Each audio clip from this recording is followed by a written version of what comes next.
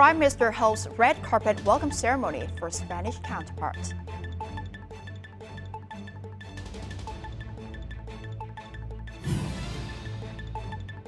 Later on, flag flights to celebrate National Reunification Day.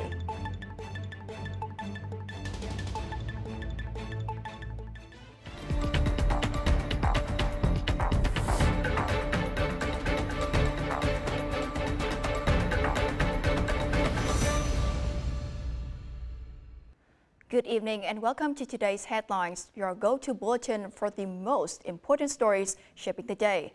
Let's begin with the latest updates.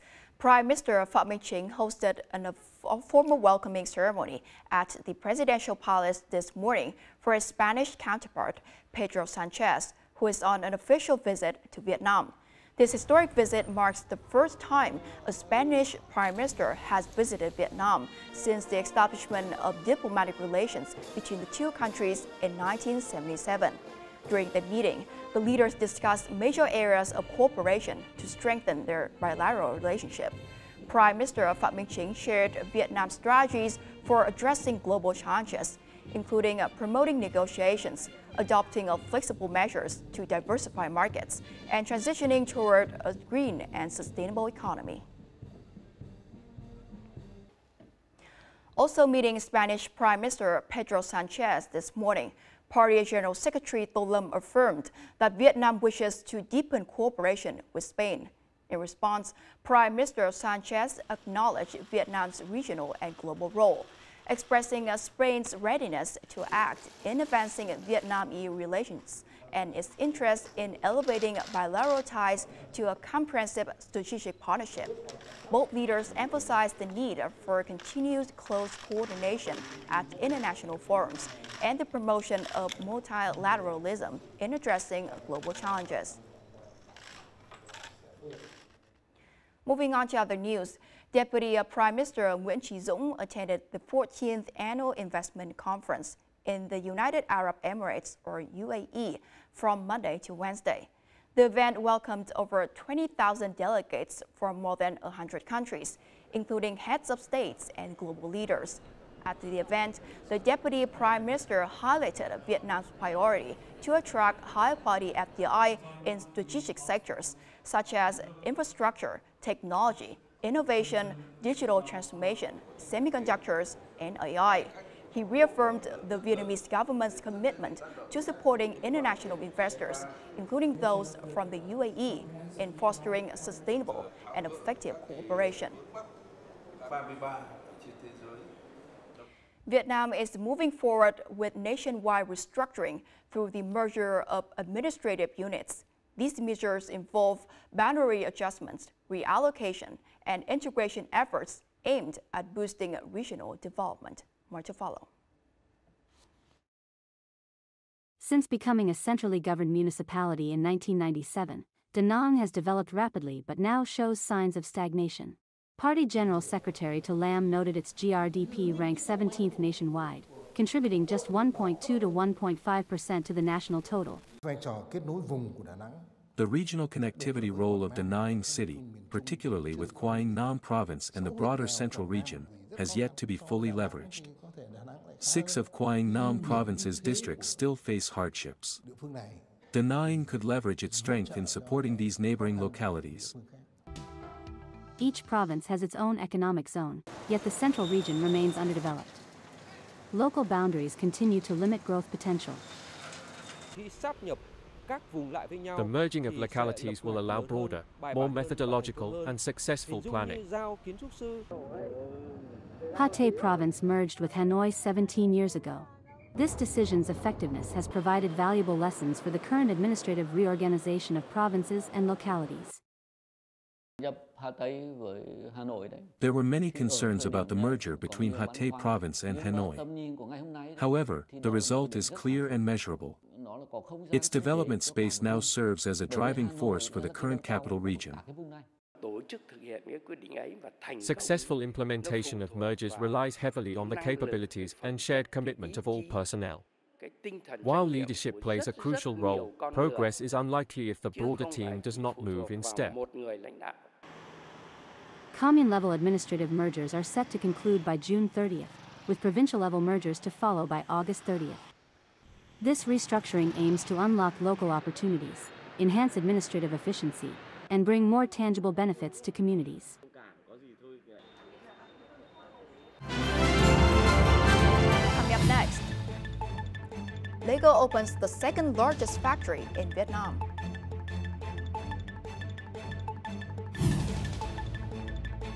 And flag flight to celebrate National Reunification Day.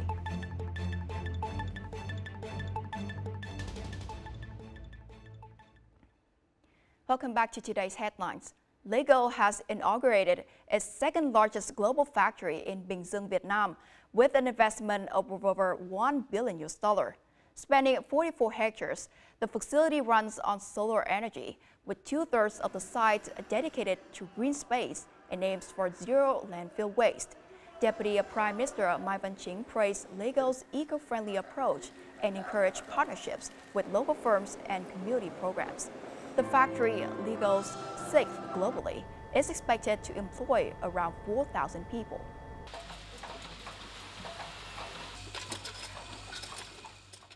Television and cultural industry is the theme of the first Mekong Forum on Science, Technology, Innovation, and Digital Transformation, which kicked off this morning in Vĩnh Long.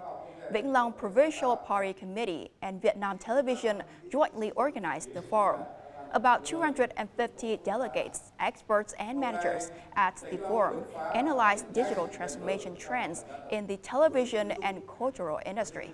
The aim was to find solutions to apply digital technology to production and search for digital content, contributing to promoting a sustainable digital economy. Positive news for Vietnamese healthcare industry. Quảng Ninh province successfully performed its first kidney transplants on Tuesday night. Over 200 medical staff from Quảng Ninh Provincial and Vietnam-Sweden hospitals operated on 2 end-stage kidney failure patients. The kidneys donated by a brain-dead patient at Việt Đức Hospital were transplanted into a 48-year-old man from Cẩm Phả and a 41-year-old woman from Quảng Yên. Both surgeries completed in 2 hours had promising results.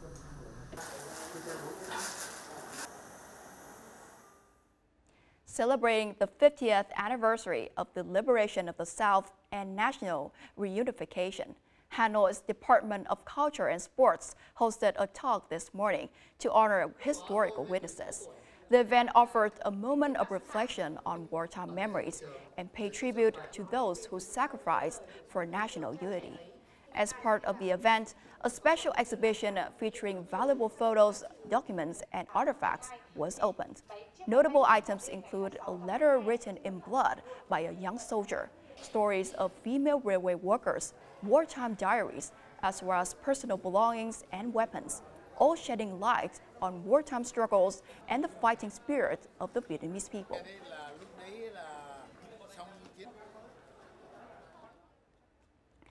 Among the most breathtaking and eagerly awaited highlights of the 50th anniversary of the liberation of the South and national reunification is a flag-raising maneuver.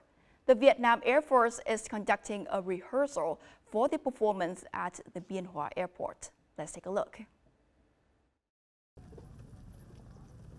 Regiment 917 pilots have undergone intensive training, and they are determined to showcase the skill and professionalism of the Vietnam People's Air Force at the national celebration. It's a great honor for me. I've been practicing my skills and can confidently perform this duty. The Air Force considers being assigned to perform the demonstration flight a great honor and a solemn responsibility. As the plan was issued, we recognized the significance of the mission.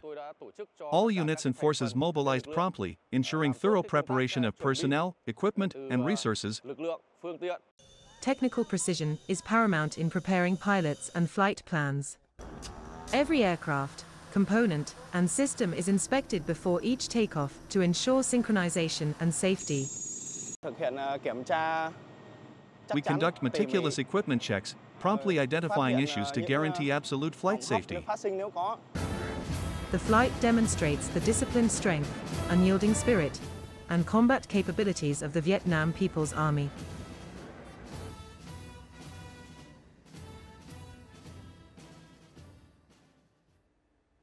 And as usual, let's take a look at the weather forecast.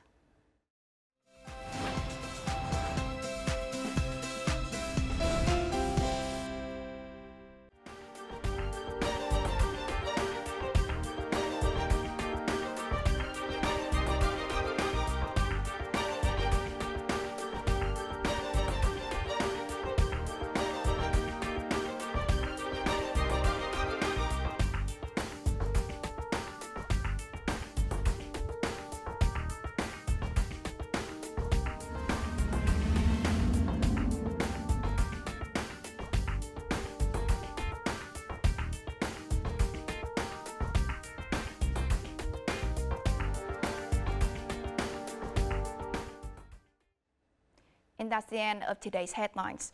To rewatch our program, you can download VTVgo on our mobile application or visit our YouTube channel, VTV4Go. Thanks for watching, and we'll see you next time.